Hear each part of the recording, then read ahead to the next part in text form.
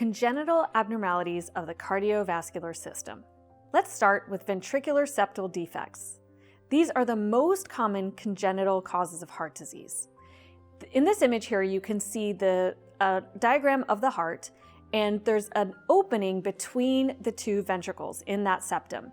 And because the left heart has higher pressures, red oxygenated blood is going to flow from the left ventricle into the right ventricle. So then the blood going through the pulmonary arteries is mixed. It's got both blue blood and red blood. So follow along with the colors here. The blue blood is deoxygenated, the red is oxygenated, and the purple is mixed.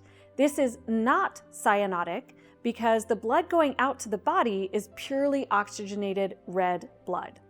Patients with a VSD, or ventricular septal defect, will not be cyanotic, and the lesion is not ductal dependent. They don't need that patent ductus arteriosus to get oxygenated blood out.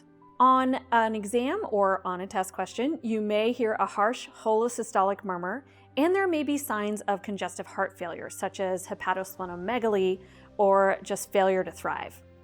The diagnosis is made using ultrasound. And initially, there's a left to right shunt, but after time, as I'll show you later, you can get right heart hypertrophy and you can actually get a right to left shunt.